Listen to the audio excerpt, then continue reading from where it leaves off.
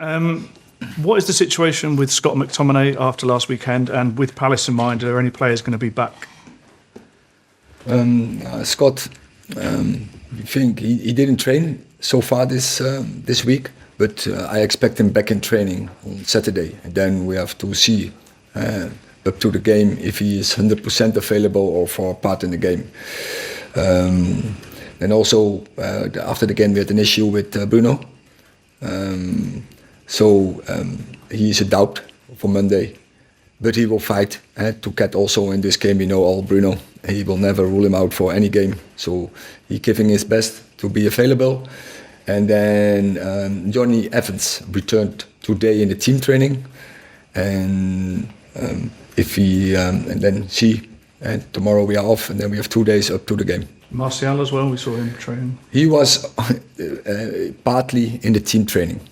Okay, and there's obviously been a lot of talk today after last night's Champions League semi-final about Jadon Sancho's performance. I was just wondering what you made of it, and I mean, he was obviously arrived for a big fee and a lot of expectation.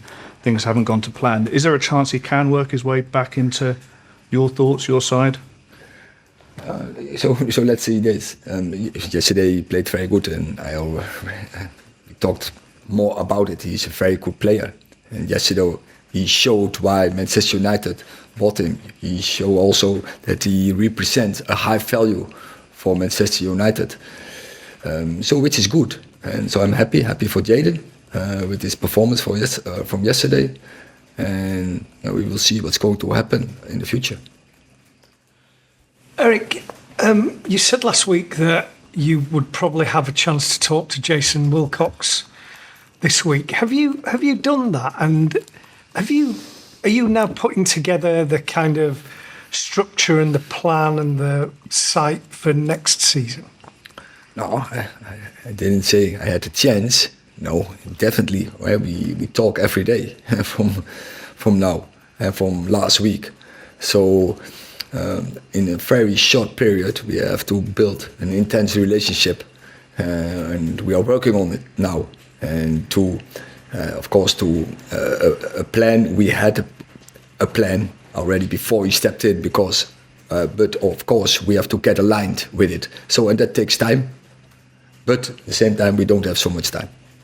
In terms of next season, given what's happened this year, and I know you've had a lot of injuries, but still you're sixth and not going to qualify for the Champions League, is there a lot of work that has to be done in the summer?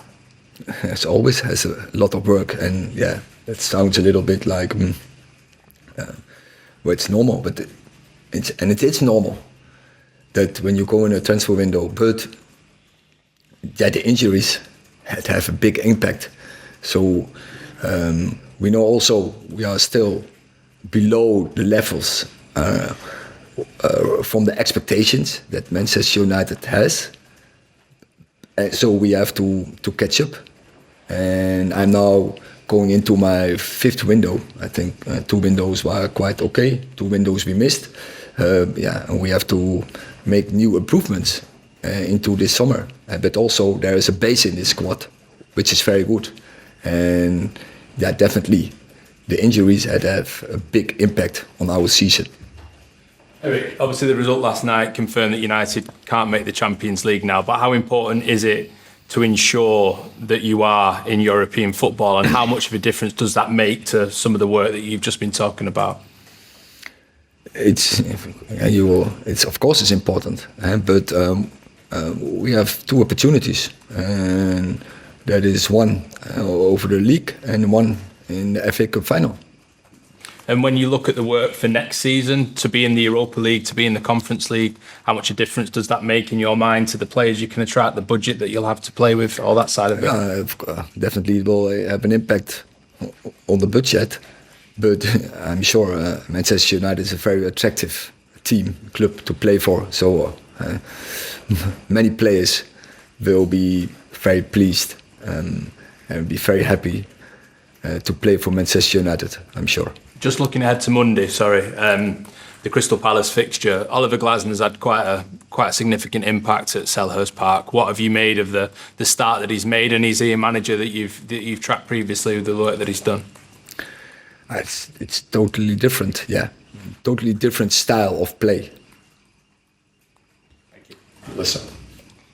Erik, there's been lots of talk about an overhaul of the squad in the summer, a revolution. You've said there's a good base to work with, but what did you make of reports suggesting that most of the players the club would entertain offers for and they would be up for sale? It's a joke, but that is like. Hey, as long as I worked there every summer and every window, I think 200 players getting an interest from Manchester United. We did some research, which untrue. And also every summer where we sell all the players in our squad. And so you making all the headlines, which is untrue. So I think be calm and also but take some responsibility when you make such a headline. Find a good source if there is some truth in it, and this is totally crap. Melissa. Very good news. Erik, one of the reports centered around Marcus Rashford. He wasn't in training yet. Apparently, still some discomfort with his injury. When are you expecting to see him back? I can't tell. So he was last weekend absent, Sheffield absent. So after Coventry, his issue hasn't healed so far.